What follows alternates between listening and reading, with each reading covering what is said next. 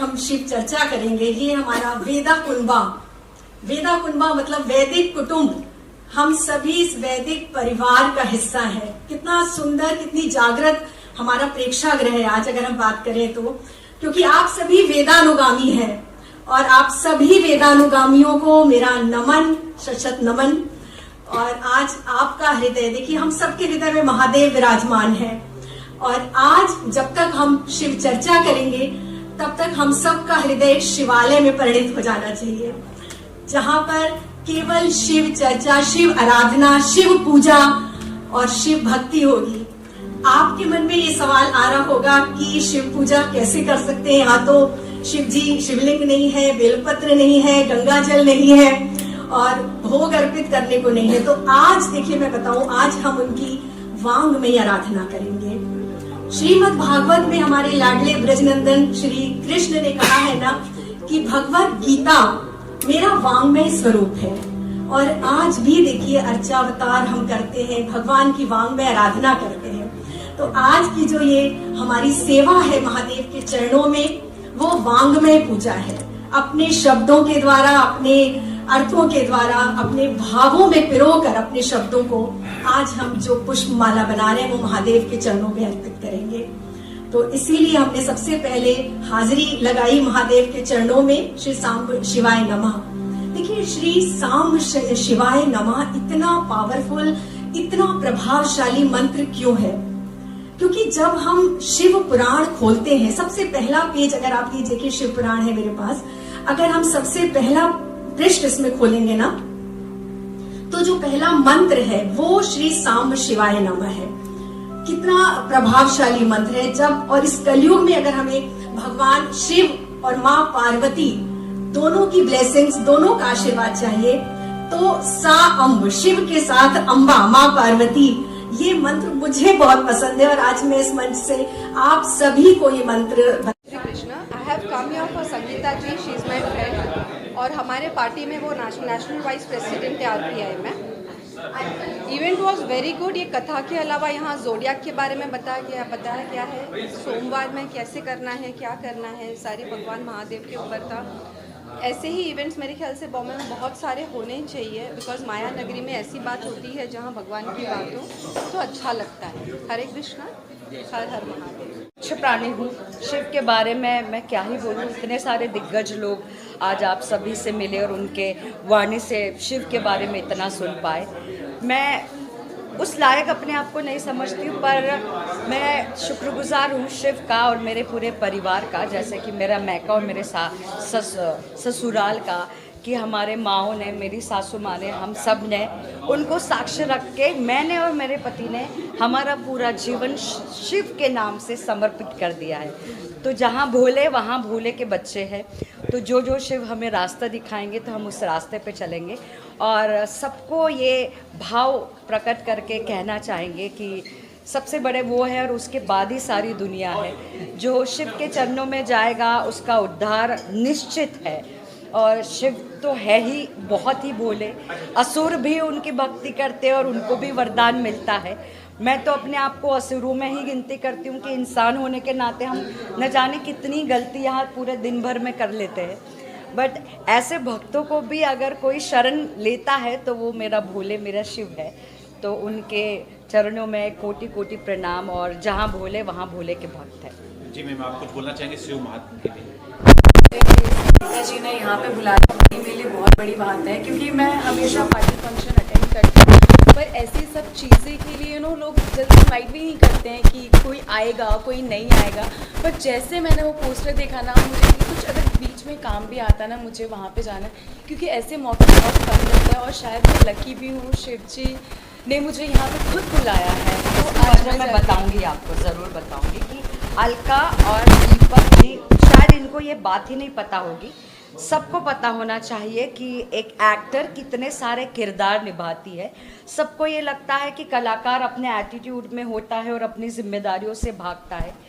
इस लड़की के साथ मैंने एक शो किया है पलकों के छाव में, जो हम नायगांव में शूट करते थे और ये सब तो सालों से ये शो कर रहे थे। मैं तो बहुत लास्ट मोमेंट पे उस शो को मैंने अटेंड किया और उस वक्त था श्रावण।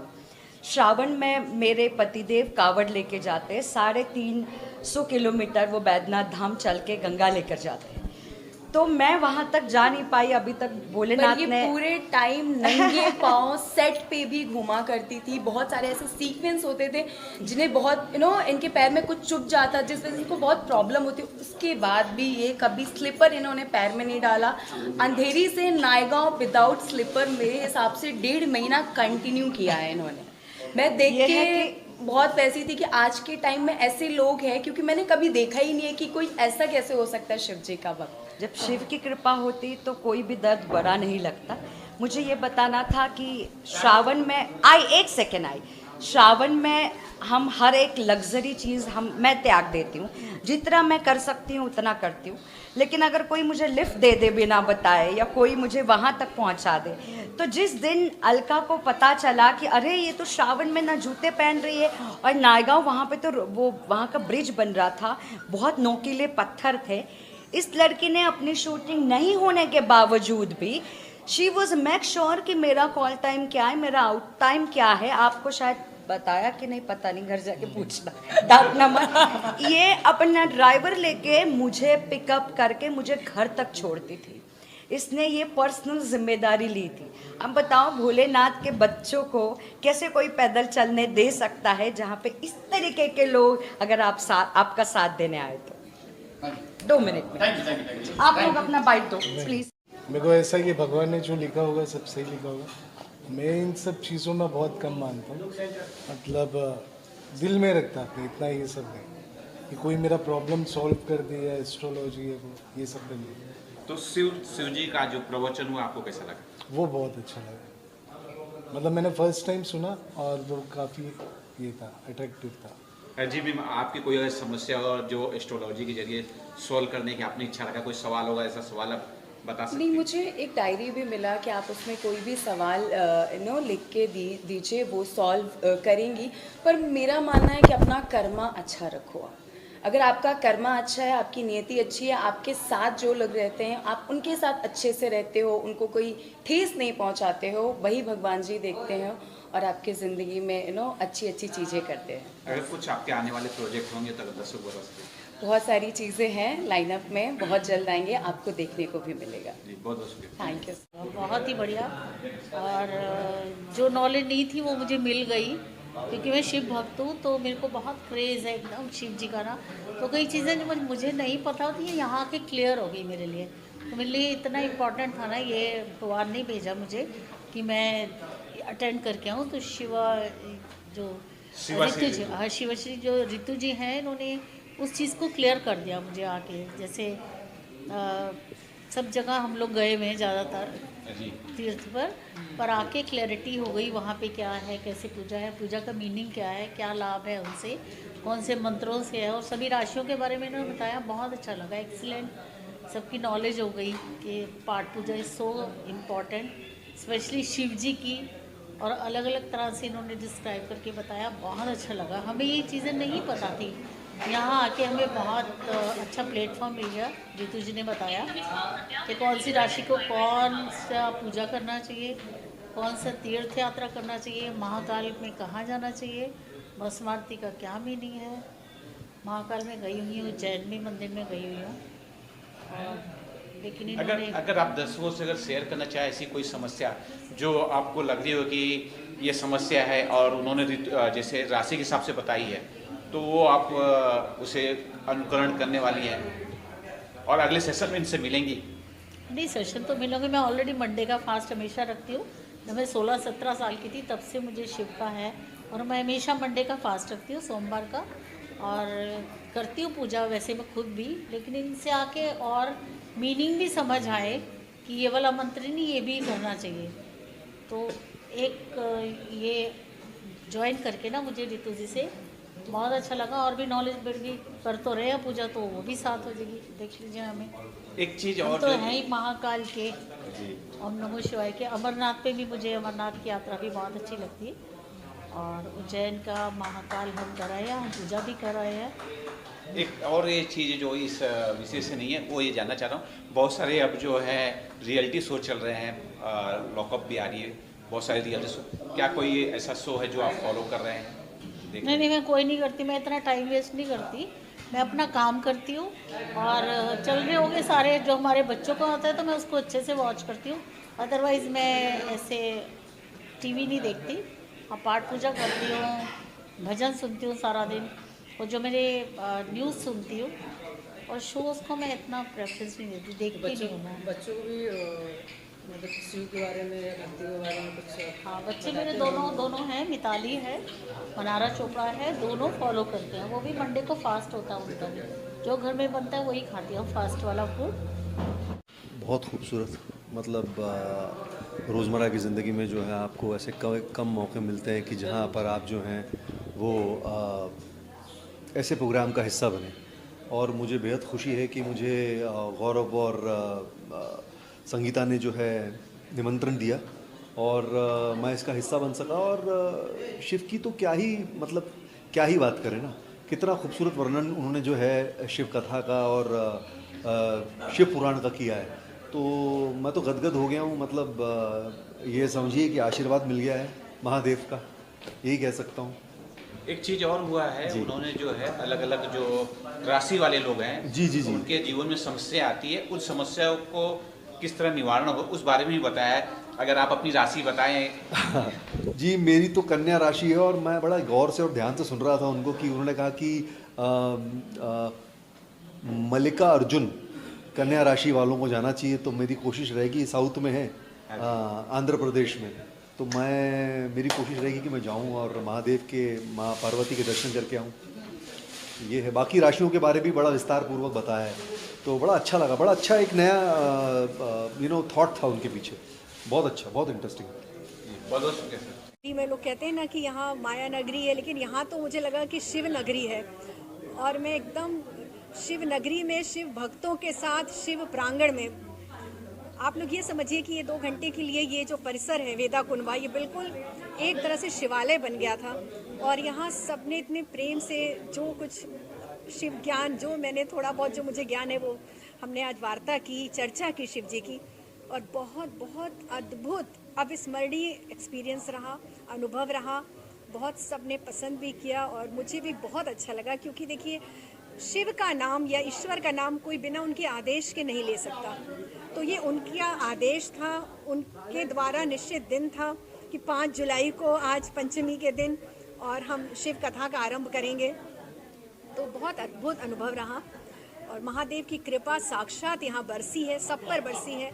सब लोग प्रसन्न हैं, सब लोग भावुक हैं, सबका हृदय गदगद है। एक प्रसंग आपने बोला था जो कि हर एक के मन में रहता है जी। कि औरतों को जो है शिव जी का भस्म आरती नहीं देखना चाहिए, नहीं करना चाहिए। जी। अगर उस बारे में अगर दर्शकों को बता दे जो यहाँ नहीं है, जी, जी। वो कुछ जान जाए। बिल्कुल, देखिए उसके पीछे मैंने एक कथा बताई कि जब शिव के ऊपर भस्म गिरी थी ना, जब सती माता को उन्होंने उठाया था और शिव जी के ऊपर भस्म गिरी थी, शिव का क्रोध शांत हुआ था। उस वक्त शिव जो थे दिगंबर अवस्था में थे, उनको होश नहीं था कि उनका बागंबर कहाँ है, वो किस अवस्था में, क्योंकि वो इतने विह्वल थे, इतने विचलित हो गए थे सती माँ के आत्मदाह का समाचार सुन के। तो जब हम भस्म आरती महाकाल में होती है, वहाँ के जो पुरोहित हैं, पंडित जिसे आप पूछेंगे, तो वो उसी समय की आरती है। उस समय महाकाल उसी रौद्र रूप में, उसी दिगंबर रूप में रहते हैं। तो क्योंकि वो दिगंबर रूप में है, इस वजह से जो उनका स्वरूप है, जो उनकी वेशभूषा है, वो स्त्रियां नहीं देख सकती हैं। एक चीज और है जो बहुत लोग जैसे भगवान श्री कृष्ण को चोर बोल के वो चोरी करते हैं, हालांकि वो अलग चीज एक बिल्कुल, लीला बिल्कुल। थी। हाँ जी। इसी प्रकार कुछ लोग जो मांस मच्छी खाते हैं, जो एक आपने जी, प्रसंग बिल्कुल। बताया था हाँ। कि मांस वाला जो है, बिल्कुल। वो भी अगर दर्शकों को जरा बता दे तो लोग थोड़ा सा क्लियर हो जाए, हाँ, समझ जाए। मैंने देखिए मांस, यहाँ शिव भाव के भूखे हैं, है ना, और लोग अपनी जीवा के स्वाद के लिए, अपने स्वार्थ के लिए ईश्वर को जोड़ देते हैं। आप तो मांस मदिरा की बात कर रहे हैं, यहाँ पर लोग भांग पीते हैं कि हमारे शिव, दरअसल शिव भांग नहीं पीते हैं, शिव भंग करते हैं, संहार के देवता हैं। तो वो भंग शब्द ही विकृत होते होते भांग में, कहीं किसी पुराण में आप मुझे बता नहीं सकते कि लिखा हो कि शिव भांग पीते हैं। तो इसी तरह मांस का है कि लोगों ने अपने जीवा के स्वाद के लिए भगवान को बना लिया कि नहीं भाई भगवान, ऐसा कुछ नहीं है, भगवान सिर्फ भाव के हैं। और इतनी चीज़ें हैं, क्यों मांस खाना, क्यों किसी जीव की हत्या करना। और अगर आप कन्नप्पा जी का उदाहरण देते हैं तो उनकी तरह भक्त तो बनिए। पहले वो भोले थे, मासूम थे, आदिवासी थे, उस समय चीज़ें उपलब्ध नहीं थी, जो उनके काल में सर्वश्रेष्ठ वस्तु थी, जो वो खुद लेते थे, ग्रहण करते थे, वही वो महादेव पे अर्पण करते थे। ये भी है ना कि वो मांस खा के मंदिर जाते ही नहीं कहीं, बस लोग कहते हैं कि मांस खाओ फिर मंदिर जा सकते नहीं है, आप क्या पूजा कर सकते नहीं है। बिल्कुल नहीं जा सकते हैं। कैसे आप जाएंगे? आप अपने इष्ट के सामने आप मांस का भक्षण करके बिल्कुल नहीं जाना चाहिए। और हमारे सनातन में कहाँ लिखा है कि हम जीव हत्या करके और मांस खा के और भगवान की आराधना करें? बिल्कुल भी नहीं करना चाहिए। एक चीज और आपने जो बताया था कि ज्योतिष जो है कुंजी है, यानी चाबी है, जो आपकी जो आने वाली समस्या को कुछ समाधान कर सकता है। वो उसे हटा नहीं सकता, लेकिन उसमें कुछ उसको क्षणभंगुर बिल्कुल बिल्कुल समाधान कर हाँ, सकता बिल्कुल है। जी। अगर 2026 हर कोई अपने हर एक के जीवन में अपनी समस्या है, अगर 2026 में किसकी राशि जो सबसे ज्यादा कठिन होने वाली है, अगर उसका कुछ विवरण आप बता। देखिए 2026 जो रौद्र संवत चल रहा है 2083, तो इसके राजा हैं बृहस्पति, देवगुरु बृहस्पति, और बृहस्पति धर्म के कारक हैं। जो लोग धर्म से जुड़े रहेंगे इस वर्ष, इस पूरे संवत, जो लोग धार्मिक यात्रा, धर्म स्थान पर जाएंगे, धर्म का आचरण करेंगे, उनका जीवन सुगम बीतने वाला है। ये बिल्कुल सही बात है। जब भी देवगुरु बृहस्पति अतिचारी होते हैं तो धर्म बढ़ता है। एक नुकसान ये होता है, कभी कभी धार्मिक कट्टरता भी बढ़ जाती है, तो उस पर अगर नियंत्रण रखा जाए और बृहस्पति के कर्क राशि में गोचर का पूरा फायदा उठाया जाए, धर्म का आचरण करके। राशियों की बात करें तो देखिए जो 6 राशियां जो जिन पर की 7.5 चल रही है, कुंभ राशि, मीन राशि, मेष राशि, और सिंह राशि पर, धनु राशि पर ढैया चल रही है शनि की। तो ये 5 राशियां थोड़ा सावधान रहें, पाप ना करें, जितना हो सके गरीब लाचार लोगों की मदद करें, लोगों को दान करें, जितना हो सके अच्छे कर्म करें, तो इनका समय भी अच्छा जाना है। और बहुत शुभ जो होने वाली है वो है वृष राशि, मेष राशि, सबसे ज़्यादा अच्छी कर्क राशि, क्योंकि कर्क के लग्न में ही गुरुदेव विराजमान है। तो गुरु बृहस्पति आपको एक बहुत अच्छा डायरेक्शन देते हैं, बहुत अच्छी निर्णय क्षमता देते हैं। तो ये 3 राशियां अति भाग्यशाली होने वाली। एक चीज ये है कि अधिक मास अभी गया है और सावन मास आ रहा है। लोग सोचते हैं कि सारा पुण्य यही ये अधिक मास में कर लो, फिर वो कुछ नहीं करते। लेकिन पूरे साल क्या करना चाहिए और सावन मास में भी खासकर क्या करना चाहिए, अगर आप बता सकें। बिल्कुल, देखिए किसी भी पुण्य को करने के लिए किसी निश्चित समय का इंतजार क्यों करना? किसने देखा है कल? हमारा जीवन ईश्वर के हाथ में है, क्षणभंगुर है। आज हम हैं, कल है कि नहीं, इसकी क्या गारंटी है? तो कभी भी इंतज़ार नहीं करना चाहिए कि सावन आएगा तो हम ये करेंगे, कार्तिक आएगा तो हम गंगा नहाएंगे, है ना, अधिक मास आएगा तो हम हरे कृष्ण नाम का जाप करेंगे। हर समय, हर क्षण हमसे जितना बन पड़े, मैं तो कहती हूँ हमेशा आपकी सांसों की माला पे नाम जप चलना चाहिए, क्योंकि नाम जप ही एकमात्र ऐसा आधार, एक नौका है जिससे आप ये पार लग सकते हैं, है ना। जो ये आपको पार लगाने के लिए एकमात्र नौका नाम जप का आश्रय लेना। और सावन के मास में शिव को रिझाइए, जितना जो करना है करिए। कुछ अपनी पसंदीदा वस्तु, देखिए त्याग का बड़ा महत्व है हमारे शास्त्रों में। जब हम कुछ त्याग करते हैं उसका ईश्वर हमें कई गुना फल देते हैं। तो हो सके तो अपनी पसंदीदा वस्तु खाने की हो, कुछ लोग चप्पल पहनना छोड़ देते हैं, कुछ लोग खाने में अगर चावल पसंद है वो छोड़ देते हैं। तो इस तरह का अगर आप कुछ कर सकें तपस्या, तो वो बहुत अच्छी है। एक सवाल और है जो खास मेरे लिए है, काफी लोगों का हो सकता है। बताइए। रुद्राक्ष जो माला होती है जी, मतलब किन परिस्थिति में जो है उसे धारण नहीं करना चाहिए? देखिए रुद्राक्ष में ना बहुत ज़्यादा नहीं है, क्योंकि हम तुलसी माला में तो हम बहुत नियम से बांधते हैं। शिव सबके हैं, पशुपतिनाथ भी तो शिव हैं, तो पशुओं को भी अधिकार है कि भगवान शिव की पूजा आराधना कर सके। तो इसीलिए रुद्राक्ष में बहुत ज़्यादा नियम नहीं है। लेकिन फिर भी मैं कहती हूँ कि जो लोग मांसाहार करते हैं या सात्विक आहार जिनका नहीं, उनको कोशिश करें कि या तो वो छोड़ दें या फिर रुद्राक्ष को धारण करने से पहले थोड़ा सोच लेना चाहिए। मन पवित्र होना चाहिए आपका, आपके मन में मैल नहीं हो कि आप किसी की निंदा आलोचना कर रहे हैं, आपके मन में तो किसी के प्रति बहुत ईर्ष्या भरी हुई है, और आप फिर रुद्राक्ष पहनने का क्या लाभ? इसी पे एक सवाल मेरा भी है कि मासिक धर्म होता है महिला को, तो रुद्राक्ष पहन सकती है उसको? नहीं, उसमें देखिए हमारे शास्त्रों में वर्जित है ना। उस टाइम पे उनको रुद्राक्ष उतार देना चाहिए, क्योंकि रुद्राक्ष को हम साक्षात शिव मानते हैं। रुद्राक्ष आप पहनिए, लेकिन निद्रा के समय, सोते समय आप उतार सकते हैं, जब आप वॉशरूम जाते हैं तो उतार सकते हैं, मासिक धर्म में उतार सकते हैं, क्योंकि रुद्राक्ष को हम शिव का रूप मानते हैं। तो पवित्रता का ध्यान रखना बहुत जरूरी है। कई बार तो मासिक धर्म पता चलता नहीं कब आया। नहीं, उसका देखिए अनजाने का तो किसी भी चीज़ का दोष नहीं हमारे यहाँ लगता ना। हमारे यहाँ तो कलयुग में वैसे भी दोष नहीं लगता, हमारे यहाँ तो मानसिक पाप का भी दोष नहीं लगता कलयुग में। ये तो भगवान ने हमें बहुत सुविधाएं दे रखी हैं इसीलिए तो मैं कहती हूँ कलयुग सबसे अच्छा युग होता है कि सतयुग और त्रेता में आप जो इतना तप कर करके प्राप्त करते हो, कलयुग में सिर्फ कलयुग केवल नाम आधारा, आपने नाम ले लिया, सब बढ़िया है। एक और सवाल दिलीप भाई, कुंभ राशि, एक और सवाल, एक चीज ये जानना चाह रहा हूँ, टाइप कीजिए और वहाँ आपको मिल जाएंगे नंबर, जो मेरे मैनेजर्स के नंबर हैं, जो मेरे ऑफिस के नंबर हैं, तो वो सारे उपलब्ध हैं सोशल मीडिया पे, तो आप उस नंबर पे कांटेक्ट कर सकते हैं आराम से, ठीक है ना। इंस्टा पे, मेरे इंस्टा पे, यूट्यूब पे, फेसबुक पे, किसी पे भी कर सकते हैं। इस तरह का प्रोग्राम फिर होने वाला है मुंबई में, प्लान कुछ? बिल्कुल 12 तारीख को फिर होने वाला। आज बहुत लोग निराश हो गए ना, उनका प्रश्न नहीं ले पाए, तो 12 तारीख को उनके प्रश्न सबसे पहले लिए जाएंगे।